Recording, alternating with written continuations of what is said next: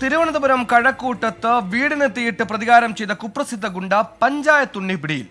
വീടാക്രമിച്ചതിന് പോലീസിൽ പരാതി നൽകിയതിന്റെ പകയിൽ ഇന്നലെ രാത്രിയാണ് ഫാത്തിമപുരത്തിയാൾ വീട് കത്തിച്ചത്.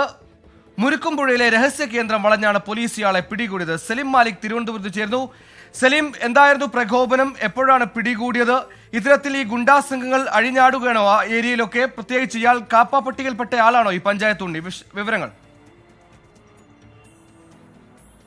സുഹൈൽ, ഇന്നലെ രാത്രിയായിരുന്നു ഈ കേസിനാസ്പദമായ സംഭവം ഉണ്ടായത്. അത് ഒരു ഗുണ്ടാ വിളയാട്ടം എന്ന് തന്നെ പറയുന്ന നിലയിലുള്ള ഒരു ആക്രമണമായിരുന്നു ഇയാളുടെ ഭാഗത്തു നിന്നുണ്ടായത്. പഞ്ചായത്ത് ഉണ്ണി എന്ന് വിളിക്കുന്ന രതീഷാണ് ഈ കേസിൽ അറസ്റ്റിലായിട്ടുള്ളത്. ഇയാൾ ഈ ഫാത്തിമപുരം, ഈ കഴക്കൂട്ടം ഫാത്തിമപുരത്തെ ഒരു വീടിന് തീയിടുകയായിരുന്നു. വീടിന് തീയിട്ടു എന്ന് മാത്രമല്ല, ആ വീട് പൂർണ്ണമായും കത്തി നശിക്കുകയും അതിനുള്ളിലെ സാധനങ്ങൾ ഉൾപ്പെടെ കത്തി നശിക്കുകയും ചെയ്യുന്നൊരു സ്ഥിതിയുണ്ടായി. ഇയാൾ ഈ വീടിന് തീയിടാനുണ്ടായ കാരണം അതും ഈ സമാനമായി വീട് കയറിയ ഒരു ആക്രമണം കഴിഞ്ഞ ദിവസങ്ങൾക്ക് മുൻപുണ്ടായി. ആ ദിവസം ഈ വീട് ആക്രമിച്ച ആളുടെ മാതാവിന്റെ വീട്ടിലായിരുന്നു അത്തരത്തിലൊരു ആക്രമണം നടത്തിയത്. ആ ആക്രമണത്തിൽ പരാതി എന്നതിന്റെ പേരിലായിരുന്നു ഇത്തരത്തിൽ സ്റ്റാലൻ എന്നയാളുടെ വീടിന് നേരെ ആക്രമണം നടത്തിയത്. മാത്രമല്ല 40-ലധികം കേസുകളിൽ പ്രതിയാണ് ഇയാൾ. കാപ്പ നിയമപ്രകാരമൊക്കെ ജയിലിൽ കഴിഞ്ഞിട്ടുണ്ട്. കരുതൽ തടങ്കലിലൊക്കെ കഴിഞ്ഞ് പുറത്തിറങ്ങിയതിനു ശേഷമാണ് വീണ്ടും അക്രമം അഴിച്ചുവിടുന്നത്. ആ നിലയിൽ മാത്രമല്ല, ഇയാൾ ഈ പോലീസ് പിടിക്കാതിരിക്കാൻ ഈ സംഭവത്തിന് ശേഷം വീണ്ടും 2 ആക്രമണങ്ങൾ നടത്തിയിരുന്നെങ്കിലും പോലീസിന് ഇയാളെ പിടികൂടാൻ കഴിഞ്ഞിരുന്നില്ല. അതിനുശേഷം പാർവതി പുത്തനാർ നീന്തിക്കടന്ന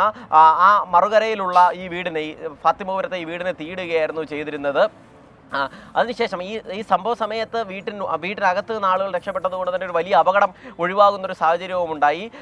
മാത്രമല്ല, നേരത്തെ ഇയാൾക്കെതിരെയുള്ള ഈ വീടാക്രമണത്തിൽ ജാമ്യം കിട്ടുന്ന വകുപ്പുകളായിരുന്നു പോലീസ് ചുമത്തിയിരുന്നത്. അതുകൊണ്ട് തന്നെ വളരെ വേഗത്തിൽ ഇയാൾ സ്റ്റേഷൻ ജാമ്യം എടുത്ത് പുറത്തിറങ്ങുകയും അതിനുശേഷമാണ് ഈ അതിക്രമം നടത്തുകയും ചെയ്തത്. മാത്രമല്ല, ഇയാൾ അതിനുശേഷം ഈ സംഭവത്തിന് ശേഷവും കൂട്ടാളികളുമായി ഒളിവിൽ പോവുകയായിരുന്നു. അതിനിടയിലാണ് പോലീസിന്റെ അറസ്റ്റ് ഉണ്ടായത്.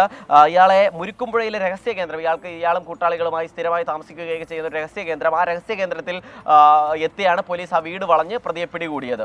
സുഹൈൽ, ശരി, പോലീസുകാർ ഉണർന്ന് പ്രവർത്തിക്കണം. ഗുണ്ടാ പ്രവർത്തനം നടത്തുന്ന ഇത്തരത്തിലുള്ള പഞ്ചായത്ത് ഉണ്ണിമാരെയും കോർപ്പറേഷൻ ഉണ്ണിമാരെയും ഒക്കെ നിലക്കി നിർത്താൻ പോലീസിനാകണം. മറ്റു വാർത്തയിലേക്കാണ്.